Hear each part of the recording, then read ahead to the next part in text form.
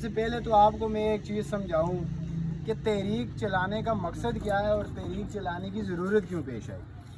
ہمارے تحریک چلانے کے کوئی مقاصد ہیں،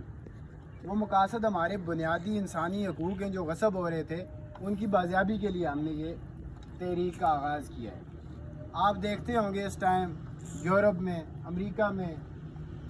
اور جو بیرونی ممالک ہیں ان کے اندر ان ایشوز پر، جس طرح پہلے بھی جو بھائی تھے انہوں نے بات کی، وہ چلے گئے ہیں کہ وہاں پر یہ حقوق وہاں ان کو ملے ہوئے ہیں، وہ ان چیزوں پر ڈیبیٹ نہیں کرتے، وہ ان چیزوں پر اپنی جو ہے وہ انرجی ویسٹ نہیں کرتے۔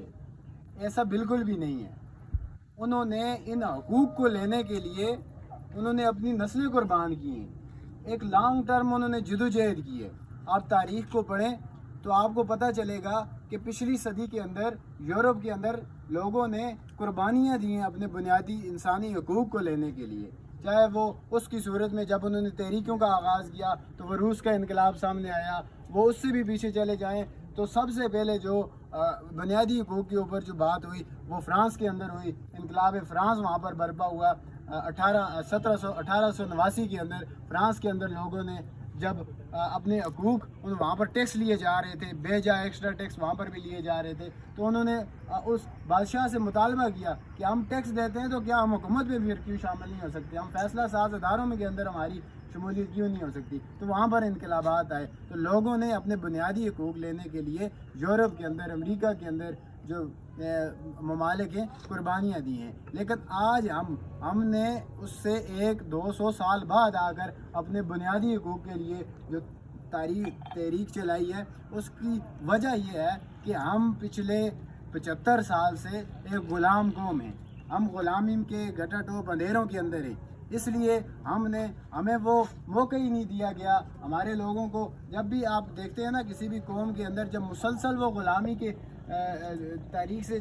گزر رہا ہوتا ہے تو اس کے مزاج غلامانہ ہو جاتے ہیں، وہ کسی بھی چیز کو جو ہے اس کے اوپر جو ظلم ہو رہا ہوتا ہے اس کے اوپر نہیں بولتے ہیں۔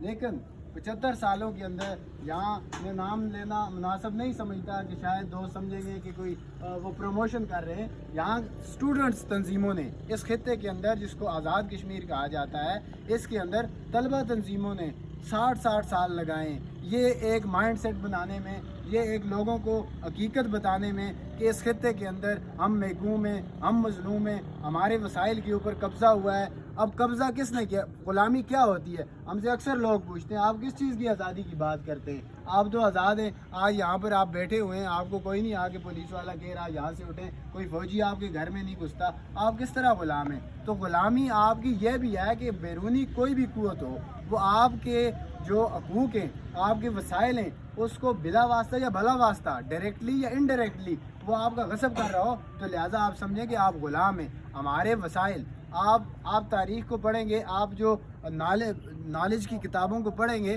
تو آپ کو پتہ چلے گا اس خطے کے اندر کتنے وسائل ہیں۔ سب سے جو مین وسائل ہمارے جس کے اوپر جو ہے ایک بیرونی قوت ہمارے اوپر مسلط ہے، اس نے یہاں پر ہمارے پانیوں کے اوپر قبضہ کیا ہوا ہے۔ تو اس کو میں اگر یزید سے تشبیہ دوں تو یہ برا نہیں ہوگا، کیونکہ ان کی بھی یہی عادت تھی کہ وہ پانیوں کے اوپر قبضہ کرتے تھے، تو وہاں پر بھی انہوں نے پانی کے اوپر قبضہ کیا۔ اس ٹائم ریاست جموں کشمیر کے اندر 44 چھوٹے بڑے دریا گزرتے ہیں۔ اس خطے کی عوام اپنے وسائل کے اوپر ان کا حق نہیں ہے۔ اس خطے کے آپ نوجوان ہیں نا، آپ سارے طالب علم ہیں، کل آپ کے ذہنوں میں یہ ہوگا کہ آپ ڈگریاں لیں گے تو کہیں آپ کو اچھی نوکری ملے گی، کہیں آپ اچھا روزگار آپ کو ملے گا، لیکن ایسا ہرگز نہیں ہے۔ ہم ڈگریاں لے کے بیٹھے ہوئے ہیں، یہ احمد مقبول صاحب ہیں، یہ ایڈوکیٹ ہیں، ایک پروفیشنل، ان کی ڈگری ہے، ان کو بھی پتہ ہے کہ اس فیلڈ کے اندر بھی کتنی مشکلات ہیں، لیکن جو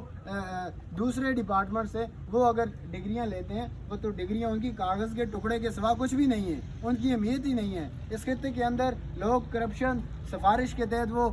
سیاسی چاپلوسی کر کے جا کر اپنی نوکری لیتے ہیں۔ یہاں پر جو میرٹ ہے اس کو پامال کیا جاتا ہے۔ آپ اپنی ڈگریاں لیں گے، ڈگریوں کے بعد یہی ہوگا 10-10 12-12 لاکھ روپیہ کوئی اپنی ماں کا زیور بیچے گا، کوئی باپ اپنی زمین بیچ کر اپنے بیٹے کو بیرون ملک بھیجے گا، وہاں جا کر وہ بیچارہ رات دن ڈگری لے کر وہ کہیں تو عرب کے صحراؤں میں وہ گرمی میں وہاں پر سڑے گا، یا تو وہ یورپ کی منجماتی سردی میں وہاں پر وہ محنت مزدوری کرے گا، اپنا خون پسینہ کرے گا اور گرائے گا، اور وہ جو زر مبادلہ یہاں بھیجے گا، جو پیسے یہاں بھیجتے ہیں وہ کس کے اکاؤنٹس میں جاتے ہیں، ان کے اوپر جو ٹیکس لگتا ہے زر مبادلہ